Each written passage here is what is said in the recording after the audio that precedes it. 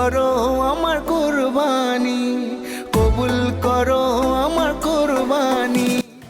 মামা কেছে কি কস? মামা কালকা তুই আপনি গরু কুরবানি দিবেন না? আপনি তো কোনো বছরই গরু কুরবানি দেন নাই। তো এই বছর তাহলে দিবেন না কুরবানি? তো আপনি তো মেলা গরু। ও আল্লাহ রে, তুই আমার টেহা নষ্ট করবার নিয়ে গেছে নাকি রে? এত কষ্ট করে টেহা করে জোগাড় করছি, এই বাড়িতে ধানের উপর দিয়েছি, ওই বাড়িতে টেহা লাগাইছি, হেনেটে একখানে করে 4-5টা গরু কিনছি আমি। তুই তো দেখি আমার টেহা নষ্ট করবার নিয়ে গেছে রে। আমি গরু টরু করবেন দেখার না। হ্যাঁ, মাসে গরু করবানি দিব, অন্য গরুর গোস্ত এনে খাবো দরকার পড়ে, কিন্তু আমি গরু করবানি দেখার না এদের মধ্যে। আমার কি বলদাই পাইছে তুই?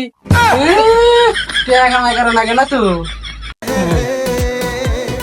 আপনি বাবা হয়ে যাবেন কুরবানি দেন নাই, আপনি বাবা কুরবানি দেন না, মাসে তার কতদিন খাবেন? খালি মরে নন, আল্লাহ না একবার বাইশ দিব। হ্যাঁ, শালার বাইনা রে, কি হচ্ছে? আমারও কেন নষ্ট করে লেগেছে দেখি, ব্যাপার বুঝতেছি না। ওর দেখ, ও তো আমার ব্যবসা নাম রাতে জ্বলাইবো। ওই দেওয়া সারা সুদ করে কাটাইছে, যেমন জানা কুরবানি মাসের কুরবানি আসে চায়া থাকি।